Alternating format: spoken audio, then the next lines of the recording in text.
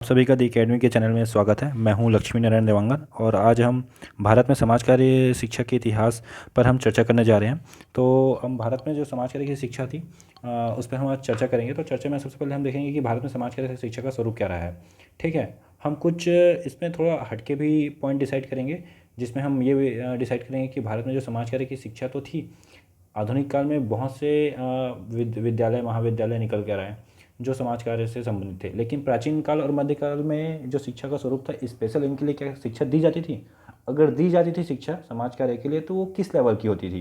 ठीक है, तो ये सभी हम पॉइंट इसमें डिस्कस करने का प्रयास करेंगे। और हम आपको इसमें शिक्षा और शिक्षा के साथ समाज कार्य की शिक्षा किस तरह से दी जाती थी, और उन्हीं के साथ जब शिक्षा का जब स्वरूप होता था प्राचीन काल में, या फिर आप मध्यकाल ले लीजिए, तो इसमें क्या होता था कि प्राचीन काल और मध्यकाल में शिक्षा के समाज कार्य शिक्षा के लिए कोई विशेष आपके महाविद्यालय या फिर विद्यालय नहीं हुआ करते थे, न ही इनके लिए कोई विशेष पुस्तकें होती थी। ये केवल धर्म के आधार पर आपको समाज से संबंधित शिक्षाएं दी जाती थी। ठीक है, चाहे आप मक्तवे हो गए, चाहे आपके प्राचीन समय में आपके आश्रम की बात कर लीजिए, तो ये जो शिक्षा के केंद्र थे, तो यहाँ कोई स्पेशल इनके लिए कोई स्पेशल कोई बुक सिलेबस ये कुछ नहीं हुआ करते थे। तो यहाँ जो शिक्षाएं दी जाती थी वो अनौपचारिक शिक्षाएं दी जाती थी, औपचारिक शिक्षाएं नहीं दी जाती थी। तो शुरू करते हैं कि भारत में समाज कार्य शिक्षा का स्वरूप क्या रहा है। ठीक है, तो सबसे पहले अगर हम देखें तो भारत में जो प्राचीन काल और मध्यकाल में जो समाज कार्य का शिक्षा रहा है, तो क्या रहा है भारत में समाज कार्य का शिक्षा। तो भारत में जो अगर प्राचीन काल में क्या था कि समाज में सेवा प्रदान करने के लिए प्रशिक्षण दिया जाता रहा है। ठीक है, तो प्राचीन काल में क्या था कि भारत में समाज कार्य करने के लिए, जैसे कि समाज कार्य क्या होते थे, तो समाज कार्य ये होते थे प्राचीन काल में कि अगर कोई व्यक्ति आ रहा है बाहर से, तो उनको रुकने के लिए मंदिर मस्जिद में जगह दिए जाते थे।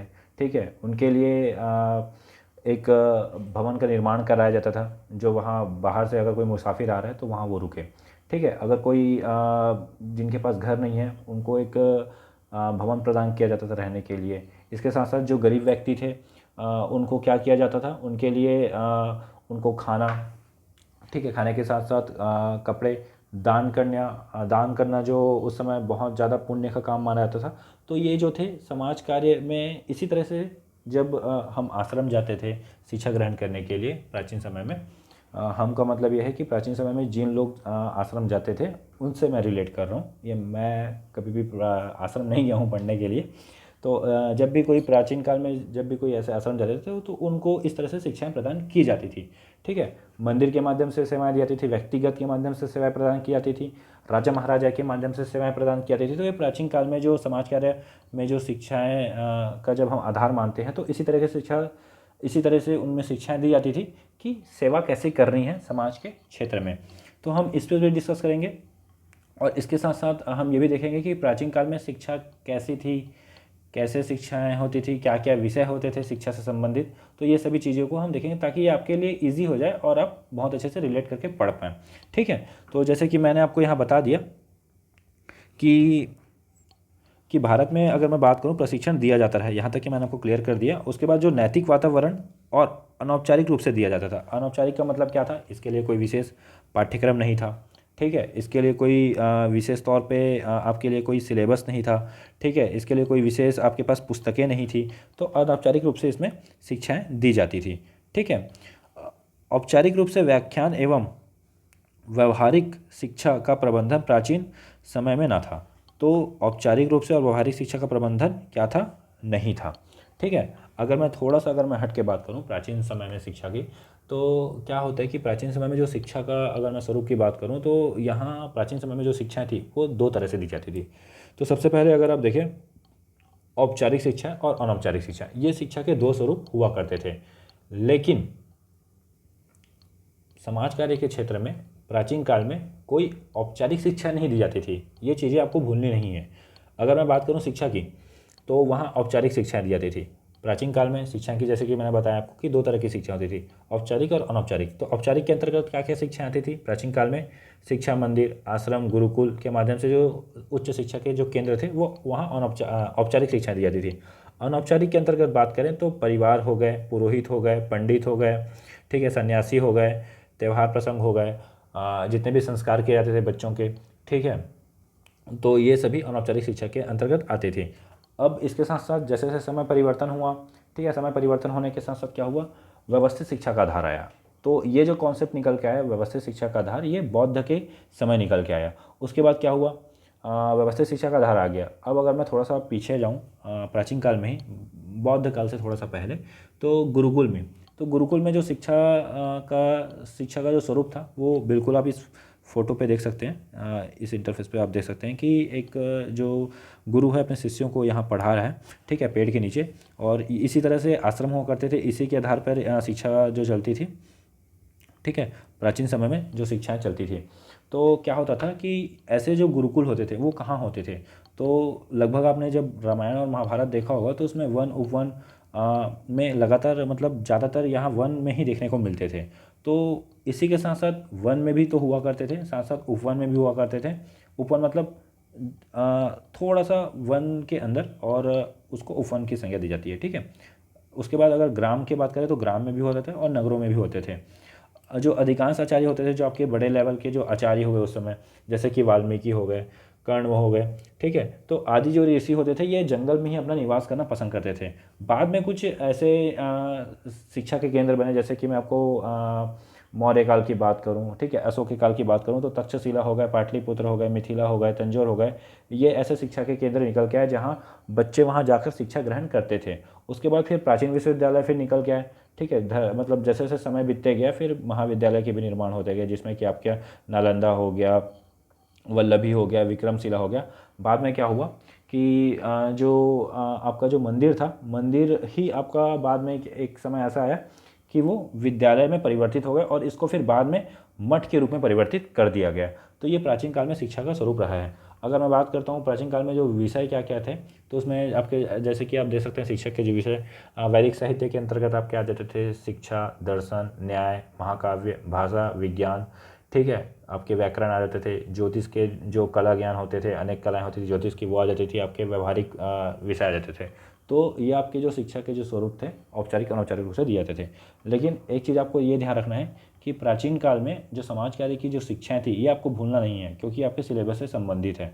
तो ये आपको भूलना नहीं है कि प्राचीन काल में जो समाज कार्य की जो शिक्षाएं थी वो अनौपचारिक रूप से दी जाती थी, ठीक है। जितने भी धर्म से संबंधित जो जितने भी चीज़ें होती थी उनके आधार पर शिक्षाएं प्रदान की जाती थी। जैसे कि उदाहरण के लिए आप लिख सकते हैं कि एक राजा का कर्तव्य अपनी प्रजा को खुश करना होता था, ठीक है। एक जो धनी व्यक्ति होता था वो निर्धनों की सहायता करता था, उनको कपड़े प्रदान करना, ठीक है, उनको खाना प्रदान करना, उनके रहने की व्यवस्था करना। सरकार जो वहाँ के अभी सरकार मैंने कहा, राजा होते थे, तो राजा क्या करते थे उस समय, जो व्यक्ति जिनका घर नहीं है तो उनको घर प्रदान करते थे, या फिर मंदिर में उनको रहने के लिए आवास प्रदान किया जाता था।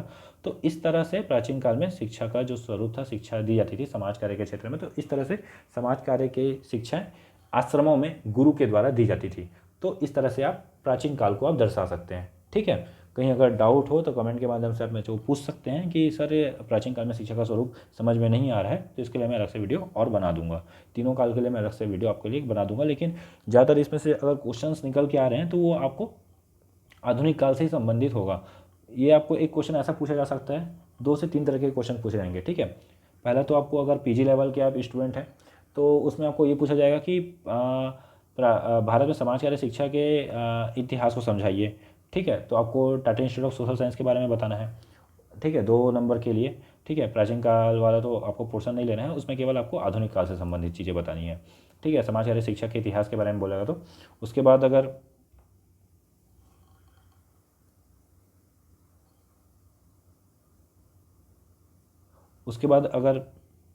बात करें, एक क्वेश्चन जब बड़े लेवल का जो क्वेश्चन निकल के आएगा वो किस तरह से निकल के आएगा कि भारत में आधुनिक समाज कार्य की शिक्षा के इतिहास के बारे में विवेचना कीजिए या वर्णन कीजिए। तो आपको Tata institute of social science के बारे में लिखना है। फिर एक बड़ा क्वेश्चन ये निकल के आएगा कि भारत में समाज कार्य की शिक्षा के इतिहास पर चर्चा कीजिए, ठीक है। एक आधुनिक काल से संबंध में आएगा और एक तीनों काल के संबंध में आएगा।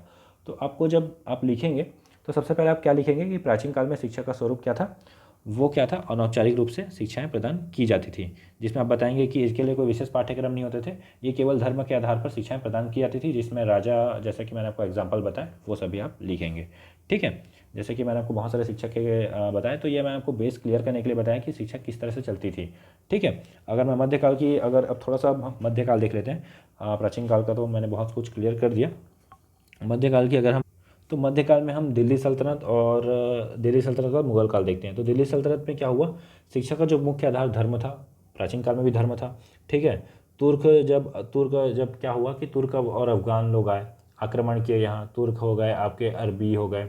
ठीक है, अरब के लोग जब यहाँ आक्रमण किए तो अपने साथ साथ यहाँ अपनी संस्कृति और शिक्षा के चीज़ों को भी लेके आए।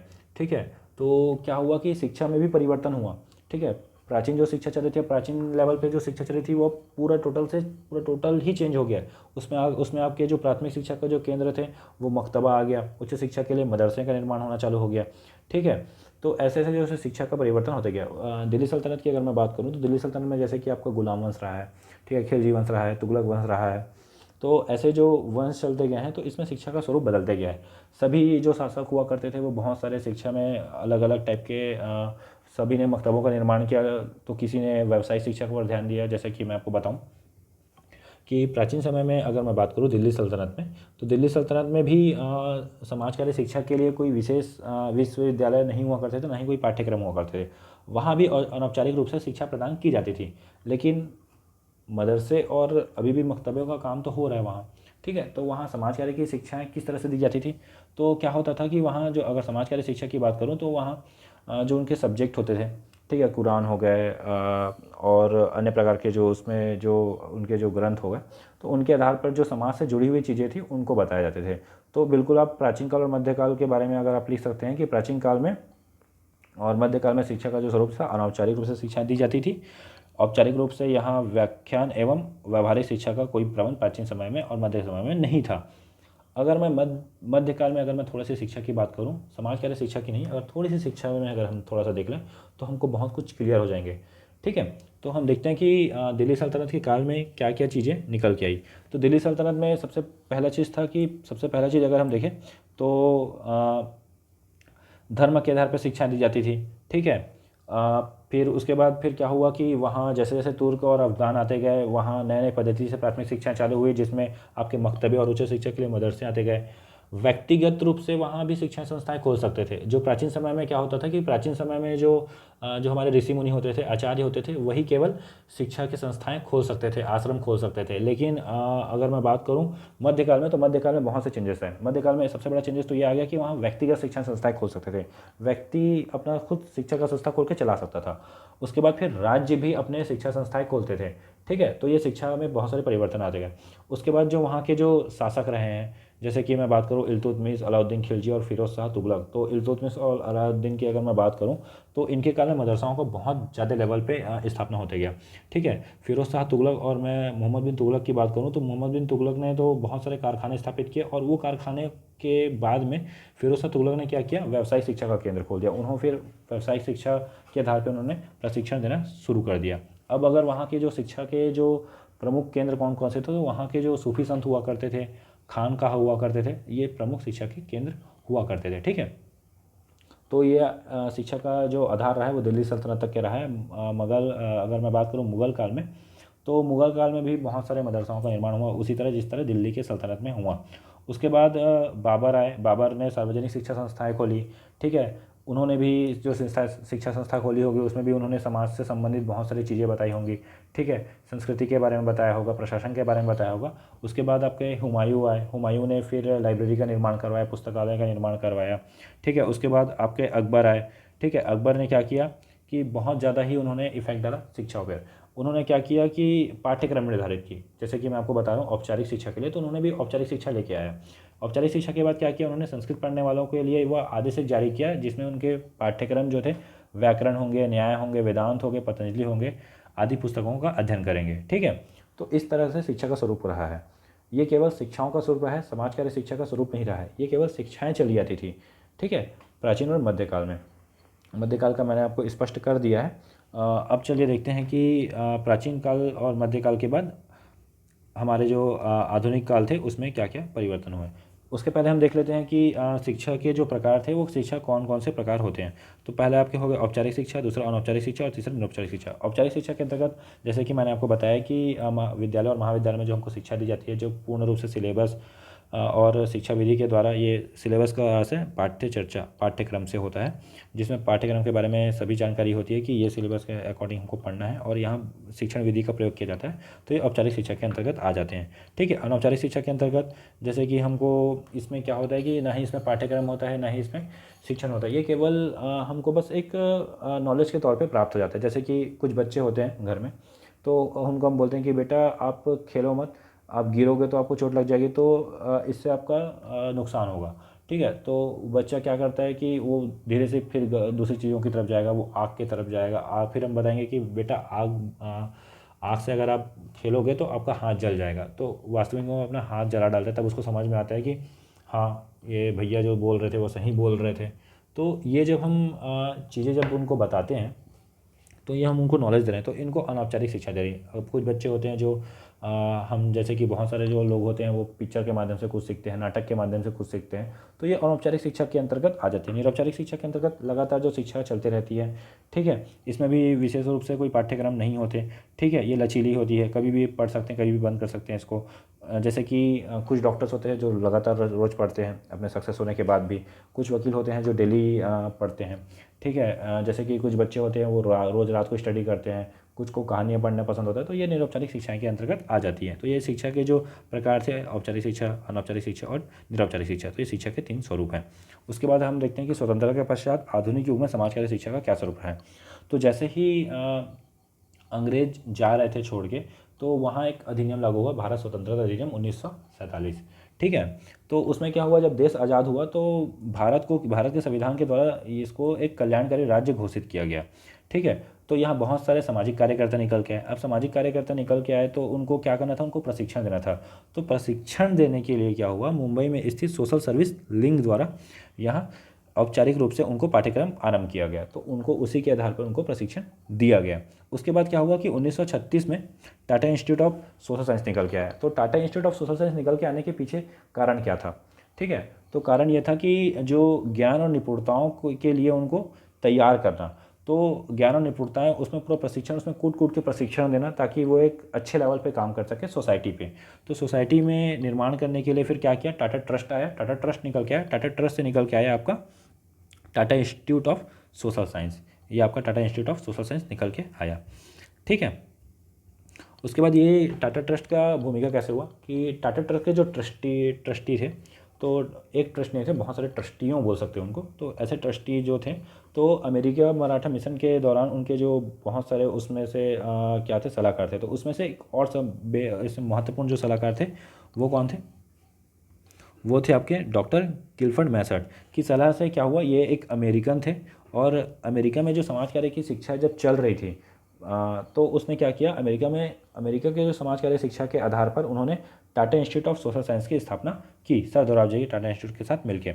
तो जो सर दोराबजी थे, तो उनके साथ उनको जब वो बताया कि क्या होता है कि अमेरिका में जो समाज कार्य की जो शिक्षा चल रही है वो इस लेवल की चल रही है, तो आपको भी यहाँ समाज कार्य की जो इंस्टीट्यूट आप डाल रहे हो, ये केवल आप एक आइडिया के लिए इन्होंने बता दिया कि इस टाइप से शिक्षा दे। तो फिर उसके बाद क्या हुआ कि फिर उसके बाद ये हुआ कि सर जो दोराबजी थे वो Tata graduate school of social work की स्थापना की है। ठीक है।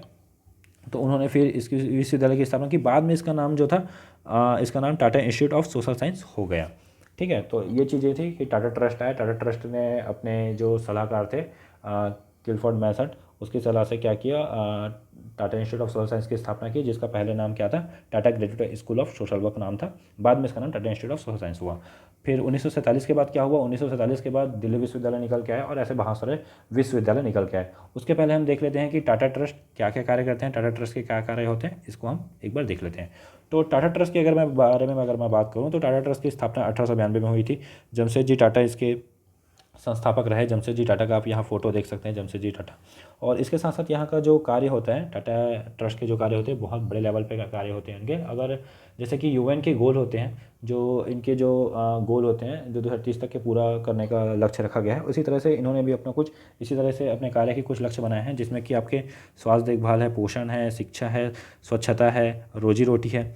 ठीक है, रोजी रोटी के साथ साथ अगर मैं बात करूँ यहाँ डिजिटल परिवर्तन के लिए है, प्रवास के लिए है, सामाजिक न्याय के लिए है, पर्यावरण के लिए है, कौशल विकास के लिए है, कला संस्कृति के लिए है, खेल के लिए है, आपदा राहत और पुनर्वास के लिए। पुनर्वास का मतलब क्या होता है? पुनर्वास का मतलब ये होता है कि अगर मान लो एग्जाम्पल के लिए, पुनर्वास का मैं एक एग्जाम्पल दे रहा हूँ बहुत अच्छा सा, कि अगर मान लो कोई बच्चा अगर भाग के अगर एग्जाम्पल के लिए छत्तीसगढ़ से कोई मान लो निकट के बॉर्डर जैसे कि मध्य प्रदेश हो गया, उड़ीसा हो गया, या झारखंड हो गया, या फिर आपका तेलंगाना हो गया, महाराष्ट्र हो गया, ऐसे बॉर्डर से लगे हुए, या फिर उत्तर प्रदेश हो गया, ऐसे अगर मान लो बॉर्डर हैं छत्तीसगढ़ से लगे हुए, अगर बच्चा वहाँ पहुँच जाता है गलती से, तो वहाँ के जो संबंधित जो चाइल्ड लाइन की टीम है, या फिर आपके जो DCPU है, डिस्ट्रिक्ट चाइल्ड प्रोटेक्शन यूनिट जो है, तो ऐसे बच्चे को क्या करते हैं, शेल्टर प्रोवाइड करते हैं। शेल्टर प्रोवाइड करने के बाद उनको फिर वापस उनके घर छोड़ते हैं, तो उनको बोलते हैं पुनर्वास, रेस्टोरेशन की प्रक्रिया।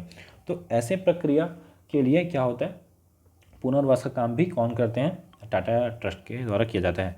संस्थाओं के लिए बहुत सारे कार्य इनके द्वारा किए जाते हैं, जैसे कि डॉग के बारे में जैसे कि यहाँ दिखाया गया है फ़ोटो से, तो ऐसे बहुत सारे डॉग्स होते हैं, बच्चे होते हैं, वृद्ध होते हैं, और समाज में जो पिछड़े हुए बच्चे होते हैं, ठीक है, आपके जो हॉस्टल्स के बच्चे होते हैं, जो अनाथ बच्चे होते हैं, उनके लिए, तो ऐसे संस्थाओं के लिए टाटा ट्रस्ट के द्वारा भी कार्य किया जाता है। और उसके साथ साथ लास्ट आपका होता है व्यक्तिगत अनुदान कार्यक्रम। व्यक्तिगत अनुदान कार्यक्रम के अंतर्गत आप देख सकते हैं कि व्यक्तिगत अनुदान में आपको स्कॉलरशिप हो गया, कुछ पैसे प्रोवाइड करवाए जाते हैं, ठीक है, स्कॉलरशिप के माध्यम से, ताकि आप अपने जो जीवन में आप जो कुछ बनना चाहते हैं या पढ़ाई करना चाहते हैं, तो उनके लिए एक सक्सेस स्टोरी के तौर पे आपका काम किया जाता है। ठीक है, उसके बाद अगर हम देखें कि टाटा ट्रस्ट, तो टाटा ट्रस्ट के बारे में टाटा ट्रस्ट के बाद Tata institute of social science निकल के आया। तो Tata institute of social science टीस की स्थापना 1936 में, टीस शॉर्टकट नेम है, Tata institute of social science. ठीक है, उसके बाद इसकी स्थापना कहाँ हुई? मुंबई में। इसका जो मोटो है वो क्या है? भविष्य की पुनर्कल्पना करते हैं ये। और संस्थापक कौन है? JRD टाटा है, और इसके निर्देशिका हैं शालिनी भारत जी। अगर मैं Tata institute of social science के बारे में बात करूँ, एक चीज़ और कि ये जो चीज़ मैंने अभी आधुनिक भारत से आपको मैं बता रहा हूँ, तो ये चीज़ें आप पेपर में बिल्कुल लिख सकते हैं, काफ़ी अच्छा नंबर आपको गेन करने में काफ़ी मदद मिलेगा। क्योंकि ये अगर पूछा जाएगा कि भारत में समाज कार्य शिक्षा के इतिहास पर आप विवेचना कीजिए, तो मुश्किल से 2 से 4 लाइन आप प्राचीन काल और मध्यकाल के बारे में लिखेंगे कि ये स्वरूप था, अनौपचारिक शिक्षाएं दी जाती थी, औपचारिक शिक्षा का कोई वहाँ सोर्स नहीं था, बस एग्जाम्पल डाल दीजिएगा आप उसमें कि ये प्रकार की शिक्षा दी जाती थी और यहाँ मदरसों का निर्माण हो, उसी के आधार पर वहाँ समाज कार्य पर शिक्षा दी जाती थी, जिनका स्वरूप अनौपचारिक रूप से था। उसके बाद आप जो आंसर्स होंगे वो केवल आप आधुनिकता से लिखिएगा, तो इसमें क्या है, आपको बहुत अच्छा नंबर गिनेगा। फिर इसमें आप Tata institute of social science के बारे में लिख सकते हैं। ठीक है, Tata institute of social science क्या था? एक विज्ञान संस्थान और भारत का एक प्रमुख सामाजिक विज्ञान संस्थान था। ठीक है, ये कहाँ है? मुंबई के अंदर देवनागर में स्थित है। ठीक है, मुंबई की अगर मैं बात करूं, तो मुंबई कौन से अपने एक साइड कौन से सागर से घिरा हुआ है? तो वो अरेबियन सागर से घिरा हुआ है। ठीक है, तो ये आपके लिए भी बहुत इंपॉर्टेंट हो जाता है अगर आप कुछ सर्विसेज की तैयारी करें, सिविल सर्विसेज या फिर PCS की, तो ये इस टाइप की अगर मैपिंग को भी आप देखें, तो मैपिंग को भी आप देख सकते हैं। जैसे भी कुछ भी अगर स्टेट के नाम आते हैं, तो आप एक बार मैप में भी देख लीजिएगा। ठीक है, 1936 में सर दोराबजी सामाजिक कार्य स्नातक स्कूल के नाम से इसको जाना गया। जो दूसरा पॉइंट है इसमें, तो टाटा समाज विज्ञान संस्था 1936 में स्थापित किया गया, और इसका नाम क्या था? इसका नाम निकल के क्या आया? सर दोराबजी सामाजिक कार्य स्नातक स्कूल के नाम से निकल के आया। ठीक है, उसके बाद ये हुआ कि भारत में सामाजिक कार्य का पहला school Tata institute of social science TISS लिखा हुआ है, जिसमें सामाजिक उत्कृष्टता के माध्यम से यहाँ समाज कल्याण के उद्देश्य से अग्रणी प्रयास किया गया। तो इसका जो सर दोराबजी टाटा ट्रस्ट की एक विशेषता है, मतलब जैसे कि मैंने आपको बताया कि एक अग्रणी प्रयास किया गया है। तीसरे पॉइंट का मतलब यह है कि एक प्रयास था जिससे हम समाज कार्य के जो भी स्टूडेंट्स होते हैं या फिर जो कार्यकर्ता हो, उनको हम प्रशिक्षण दे सकें, उनको एक बेटर एजुकेशन दे सकें। तो एक टीस जो था शैक्षणिक उत्कृष्टता के माध्यम से, मतलब शिक्षा देने के माध्यम से, ये एक निकल के आया, शिक्षा के उद्देश्य से निकल के आया, जो एक प्रयास, ये जो लिखा हुआ है अग्रणी प्रयास था। तो टाटा ट्रस्ट की ये विशेषता है, मतलब ये टाटा ट्रस्ट के द्वारा लाया गया, तो ये टाटा ट्रस्ट की एक विशेषता है। 1944 में इसका नाम बदलकर टाटा समाज विज्ञान संस्था कर दिया गया। ये पूरे हिंदी में लिखा है, ठीक है, यह पूरे हिंदी में लिखा हुआ है, तो आपको कंफ्यूज नहीं होना है, ठीक है। जैसे कि टाटा, टाटा की अगर मैं बात करूं तो टाटा का मतलब पूरा यहाँ को, सॉरी, टाटा की अगर मैं बात करूं तो टाटा का मतलब ये आपका टाटा हो गया, ठीक है। सोशल का मतलब ये आपका साइंस से हो गया, ठीक है। अब अगर विज्ञान की बात करें तो ये साइंस हो गया, ठीक है, और इंस्टीट्यूट की बात करें तो संस्था हो गया। तो Tata institute of social science इस तरह से आप रिलेट कर सकते हैं। तो इसका अगर नाम आपको कहीं ये दे दिया जाएगा कि टाटा समाज विज्ञान संस्था, तो आपको कन्फ्यूज़ नहीं होना है। या फिर ये क्वेश्चन पूछ दिया जाएगा कि टाटा समाज विज्ञान संस्थान की स्थापना कब हुई, तो आपने तो Tata institute of social science पढ़ा है, आपने तो टाटा समाज विज्ञान संस्था के बारे में पढ़ा ही नहीं है। तो ये चीज़ें आप थोड़ा सा भूलिएगा मत कि इंग्लिश में अगर नाम है तो उसका हिंदी में भी नाम क्या हो सकता है, तो ये आप देखते हुए चलिएगा, ठीक है। ये बारीकी चीज़ें होती है, ये पेपर में पूछ ली जाती है, और ऐसे क्वेश्चंस को आप छोड़ के आ जाते हैं जो आप पढ़े हुए रहते हैं, ठीक है। तो थोड़ा फोकस करके पढ़िए। उसके बाद है कि 1964 में विश्वविद्यालय अनुदान आयोग के द्वारा क्या हुआ कि इसको विश्वविद्यालय की मान्यता मिल गई।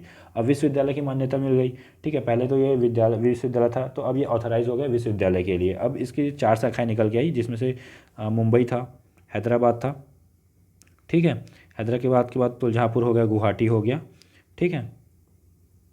उसके बाद अगर मैं बात करूं छठवें पॉइंट की, तो छठवें पॉइंट में आपका आ जाता है कि अपनी स्थापना के बाद सामाजिक विज्ञान, मानव विकास और लोक नीति तथा अर्थनीति के क्षेत्र में इसकी एक अग्रणी संस्था रहा है।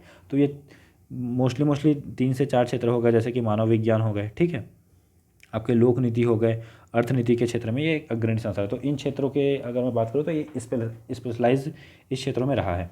अब इसकी मैं बात करूँ 7वें पॉइंट में, तो टाटा विज्ञान संस्थान, Tata institute of social science में क्या क्या शिक्षा दी जाती थी। तो इसमें BHW हो गया, MHW हो गया, MPhil हो गया, PhD तक की आपकी शिक्षाएँ दी जाती थी। तो ये चीज़ें भी आपको ध्यान में रख के चलना है, ठीक है। उसके बाद Delhi school of social work आया। दिल्ली स्कूल, जैसे कि मैं Tata institute of social science बताया कि ये आज़ादी के पहले आया, आज़ादी के बाद Delhi school of social work की स्थापना हुई। तो Delhi school of social work जो था, ये प्रमुख स्कूल सोशल सामाजिक कार्यकर्ता के स्कूल्स में से एक रहा है। और ये सबसे पहली बात, इसकी एक बात अच्छी है कि पूरे एशिया लेवल पे ये एक स्नातक स्कूल रहा है। स्नातक का है ग्रेजुएशन लेवल का स्कूल रहा है पूरे ऑल ओवर एशिया में। तो ये बहुत इंपॉर्टेंट होता है। क्वेश्चंस आ जाते हैं कि Delhi school of social work की स्थापना कौन से वर्ष हुई, तो ये चीज़ें आपको ध्यान में रख के चलनी है, ठीक है। उसके बाद मैं बात करता हूँ कि Delhi school of social work की स्थापना 1946 में लखनऊ उत्तर प्रदेश में हुई, ठीक है। तो ये आपको भूलना नहीं है कि इसकी स्थापना सबसे पहले कहाँ हुई थी, लखनऊ में। तो क्वेश्चन आएगा कि Delhi school of social work की स्थापना कहाँ हुई, तो लखनऊ उत्तर प्रदेश में हुई, ठीक है। बाद में ये दिल्ली में ट्रांसफ़र कर दिया गया था। तो आगे देखते हैं कि जो Delhi school of social work था, DSSW, तो 1940 में लखनऊ में उत्तर प्रदेश में इसकी स्थापना हुई। और national YWUCA school of social work के नाम से ये इसकी स्थापना हुई, ठीक है। टाटा इंस्टीट्यूट के बाद भारत के दूसरा समाज कार्य का स्कूल रहा है। उसके बाद 1948 में अगर मैं बात करूं तो दिल्ली विश्वविद्यालय के यहाँ के जो कुलपति थे मॉरिस ग्वायर के सहयोग से दिल्ली में स्थानांतरित हुआ। मार्च 1949 में ये जो स्कूल थी वो एक PG लेवल का क्या बन गया, ये संस्था बन गया, ठीक है। तो यहाँ पहले ग्रेजुएशन लेवल हुआ, ग्रेजुएशन के बाद 1949 में यहाँ क्या हुआ, ये पोस्ट ग्रेजुएशन लेवल का ये स्कूल हो गया। उसके बाद अगर मैं बात करूँ 1961 में DSSW के, तो सॉरी DSSW में, तो ये दिल्ली विश्वविद्यालय द्वारा अपने PhD कार्यक्रम और MPhil, तो PhD की अगर मैं बात करूँ तो ये 1965 में ये PhD के लिए, और 1946 में ये MPhil के लिए, 1946 में MPhil के लिए कार्यक्रम यहाँ शुरू हो गए, ठीक है। 1979 में Delhi school of social work ये सामाजिक कार्य विभाग बन गया। अगर मैं यहाँ बात करता हूँ तो समाज कार्य विज्ञान के क्षेत्र में, समाज कार्य के क्षेत्र में, तो यहाँ सामाजिक MA जो होते हैं आपके, MPhil होते हैं, और PhD समाज कार्य के क्षेत्र में ये इस प्रकार की आपकी शिक्षाएँ प्रदान की जाती है। इसके साथ साथ अगर हम बात करें अन्य विश्वविद्यालय की स्थापना के बारे में, तो यहाँ बात करते हैं स्वतंत्रता के उपरांत। तो स्वतंत्रता के उपरांत हमको देखने को ये मिलता है कि 1947 में काशी विद्यापीठ का नया नाम महात्मा गांधी विद्यापीठ दे दिया गया, ठीक है। तो आपको एक चीज़ ध्यान रखना है इसमें कि इसकी स्थापना 1921 में हुई थी शिव प्रसाद गुप्ता के द्वारा, ठीक है। उसका बाद में इसका नाम जो निकल के आया, काशी विद्यापीठ का नाम के निकल के आया, बाद में इसका नाम जो था महात्मा गांधी के नाम से पड़ गया। मतलब कहने का मतलब ये है कि 1961 में इसका नाम क्या था, काशी विद्यापीठ, ठीक। ठीक है, जिसका फिर 1947 में नया नाम क्या आ गया, महात्मा गांधी विद्यापीठ दे दिया गया। ठीक है, अभी इसके जो कुलपति हैं वो आनंदीबेन पटेल और कुलाधिपति इसके आनंदीबेन पटेल और कुलपति इसके त्रिभुवन सिंह जी हैं। दूसरे पॉइंट की अगर मैं बात करूं तो अगर कॉलेज और social service link Gujarat Vidyapith Ahmedabad 1948 में इसकी स्थापना 18 अक्टूबर 1920 में, बिल्कुल ये भी पहले पॉइंट की तरह लिखा हुआ है कि 18 अक्टूबर 1920 में इसकी स्थापना हुई। इसकी स्थापना महात्मा गांधी जी के द्वारा की गई थी। बाद में इसका नाम college of social service Gujarat Vidyapith के नाम से इसका नाम पड़ गया। ठीक है, सर्विस गुजरात विद्यापीठ अहमदाबाद। फिर उसके बाद तीसरा पॉइंट हम देखते हैं कि जेके इंस्टीट्यूट ऑफ लखनऊ विश्वविद्यालय, जहां बाद में department of social work university of Lucknow की स्थापना 1949 में हुई। तो जेके इंस्टीट्यूट ऑफ लखनऊ का स्थापना तो हो चुका था, फिर बाद में यहीं इसी के संस्था के तौर पे यहाँ एक डिपार्टमेंट के तौर पे 1949 में इसकी स्थापना हुई। तो ये चीज़ें आपको भूलनी नहीं है, लगातार देखते हुए चलना है। ठीक है, उसके बाद क्या हुआ कि लगातार संस्था निकल के आए, जैसे कि टीस निकल के आया, दिल्ली निकल के आया, ठीक है, DSSW निकल के, आपका काशी विद्यापीठ निकल के आया, आपका अहमदाबाद गुजरात का निकल के आया, उसके बाद आपका जेके इंस्टीट्यूट ऑफ सोशल साइंस निकल के आया। उसके बाद क्या हुआ 1947 में समाज कल्याण के क्षेत्र में आज़ादी के बाद भारत के अलग अलग शहरों में क्या हुआ कि समाज कार्य के क्षेत्र में बहुत सारे आपके इंस्टीट्यूट निकल के आए। जैसे कि आप आगरा की बात कर लीजिए, ठीक है, इंदौर की बात कर लीजिए, महाराष्ट्र की बात कर लीजिए, मुंबई की बात कर लीजिए, उदयपुर की बात कर लीजिए, मद्रास की बात कर लीजिए, पटना की बात कर लीजिए, कोलकाता की बात कर लीजिए, मदुरई, यमुना, ठीक है, धारदार हो गया, अहमदाबाद, जामिया मिलिया, दिल्ली और कुरुक्षेत्र, पाटियाला। ऐसे क्षेत्रों में समाज कार्य के क्षेत्र के लिए औपचारिक पाठ्यक्रम के आधार पर वहाँ शिक्षाएं दी जाने लगी। ठीक है, और ये जो शिक्षाएं दी जाती थी वो स्नातक ग्रेजुएशन लेवल की शिक्षाएं यहाँ दी जाती थी। ठीक है, बाद में अब ये यहाँ जो शिक्षाएं होंगी वो पोस्ट ग्रेजुएशन लेवल तक की शिक्षाएं दी जा रही हैं। ठीक है, अब 1949 में जो मैंने आपको लखनऊ विश्वविद्यालय के बारे में बताया था, तो लखनऊ विश्वविद्यालय के जो एक निर्देशक थे वहाँ के मुखर्जी जी। तो उनके द्वारा क्या किया गया कि उनके द्वारा एक प्रोग्राम शुरू किया गया, कार्यक्रम शुरू किया गया, जो कार्यक्रम का नाम था सोशोलॉजी एंड ह्यूमन रिलेशन द्वारा संचालित। इस कार्यक्रम में भर्ती की गई और भर्ती में इसमें 2 सब्जेक्ट रखे गए, जिसमें अर्थशास्त्र और समाजशास्त्र में MA होते थे। और ये जो इनका जो ड्यूरेशन होता था वो 1 साल का होता था और ये पाठ्यक्रम पर आधारित होती थी। और पाठ्यक्रम में आधारित होने के साथ साथ इसमें क्या होता था, इसमें प्रमाण पत्र दे दिया जाता था कि इसमें ऐसा होता है कि चलो भैया आपका जो पाठ्यक्रम है वो 1 साल का हो गया, और 1 साल होने के बाद आपका जो पाठ्यक्रम है वो 2 विषय पर होंगे। कौन कौन से विषय पर होंगे, आपके अर्थशास्त्र और समाजशास्त्र पर होंगे, और वो MA होंगे, और इसका जो टाइम ड्यूरेशन होगा वो 1 साल होगा। एक साल होने के बाद वो खत्म होगा। लेकिन आजकल अगर हम बात करें यहाँ अगर बात करें MA की, मास्टर ऑफ आर्ट के, तो फिर यहाँ कम से कम 2 साल के कोर्सेज होते हैं। जो अगर पहले जो 1949 की बात करूँ तो उस समय वो 1 साल के कोर्स हुआ करते थे। ठीक है, उसके बाद अगर मैं बात करता हूँ कि समाज कार्य के संस्थाओं के बारे में, तो स्वतंत्रता के बाद समाज कार्य के क्षेत्र में बहुत सारे संस्थाओं का निर्माण हुआ। जैसे कि दिल्ली निकल के आया, जैसे कि यहाँ दिल्ली आपका जो Delhi school of social work निकल के आया। ठीक है, Delhi school of social work निकल के आया 1947 में। उसके बाद 1958 में 6 महाविद्यालय निकल के आए। 1959 में आपके फिर 13 महाविद्यालय हो गए, और उसके बाद फिर 1969 में फिर आपके 20 महाविद्यालय हो गए। 1978 में आपके 50 महाविद्यालय। वर्तमान में अभी सोशल वर्क इंस्टीट्यूट की अगर मैं बात करूँ तो 50 से भी ज़्यादा इंस्टीट्यूट आपके निकल के आए हुए हैं। ठीक है, तो आज का जो लेक्चर था टोटल समाज कार्य की शिक्षा पर आधारित था। बस आपको एक चीज़ ध्यान रखना है कि जो क्वेश्चंस पूछे जाएंगे वो आपके बेसिक तौर पे ये आपको ध्यान रखना है कि समाज कार्य की शिक्षा के इतिहास पर आपको अगर चर्चा करने के लिए कहा जाए तो प्राचीन, मध्यकाल और आधुनिक इतिहास पर चर्चा कीजिएगा। प्राचीन अगर आपको बोला जाए कि भारत में समाज कार्य शिक्षा के बारे में समझाइए, तो फिर आपको क्या करना है कि केवल आपको इसमें आधुनिकता से संबंधित जो मैंने आपको पोर्शन बताया स्वतंत्रता के पश्चात समाज कार्य की शिक्षा की क्या क्या रही है। जैसे कि मैंने आपको बताया कि स्वतंत्रता के पश्चात बॉम्बे सर्विस लिंक के बारे में बताया। फिर उसके बाद आपको 1936 में Tata institute of social science के बारे में बताया, टाटा ट्रस्ट के बारे में बताया। टाटा ट्रस्ट से आप जाइएगा सीधा Tata institute of social science में। फिर उसके बाद दिल्ली के बाद जो मैंने 3 विश्वविद्यालय बताए, विश्वविद्यालय के बाद फिर मैंने आपको 4 महाविद्यालय के बारे में बताया था। और उसके बाद आपके जो शहर के बारे में थे तो वो आप 1 से 1.5 पेज लगभग 200 शब्दों में आप उसको लिख पाएंगे, तो ये आपके लिए बहुत ईजी हो जाएगा। चलिए देखते हैं कि आज हमने क्या क्या कवर किया। ठीक है, तो सबसे पहले आज हमने कवर किया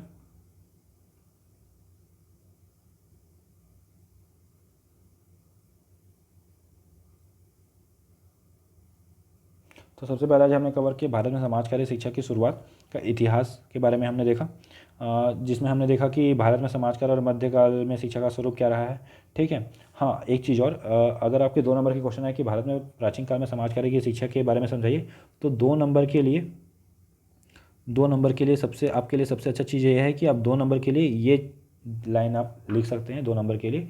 और अगर आपको लगता है कि जैसे कि आपके 5 नंबर के क्वेश्चन आ गए, पोस्ट ग्रेजुएशन अगर आप कर रहे हैं, MSW कर रहे हैं, या फिर आप कोई भी और एग्ज़ाम के लिए लिख रहे हैं, तो आप ये लिख सकते हैं कि प्राचीन काल और मध्यकाल में जो आप समाज कार्य में जो सेवाएं प्रदान की जाती थी, वो नैतिक वातावरण में अनौपचारिक रूप से दी जाती थी। ये चीज़ें आपको मेंशन करना बहुत ज़रूरी है, अनौपचारिक रूप से जो शिक्षा दी जाती थी, और इसी में आप इतना ही कवर कर दीजिएगा, उससे ज़्यादा आपको कवर करने की ज़रूरत नहीं। एग्जाम्पल दे सकते हैं, एग्जाम्पल सबसे अच्छा चीज़ रहेगा कि प्राचीन काल और मध्यकाल में, जैसे कि मैंने आपको बताया कि फिरोज शाह तुगलक के बारे में बताया, बाबर के बारे में बताया। ठीक है। प्राचीन काल के बारे में जैसे कि मैंने आपको बताया कि ये विद्यालय निकल गया है, तो उसके बारे में आप थोड़ा सा समाज कार्य के बारे में बताइए कि उसमें जो शिक्षाएं दी जाती थी उसके अंतर समाज से संबंधित शिक्षाएं प्रदान की जाती थी। उससे पहले थोड़ा सा पहले आप बताएंगे कि जो संस्कार होते थे बच्चों के, ठीक है, 16 संस्कार होते थे। 16 संस्कार से पहले आपके उसमें आपके जो जैसे कि मैंने आपको शिक्षा के उसमें शास्त्र बताए, ठीक है, वेद बताए, उपन्यास बताए,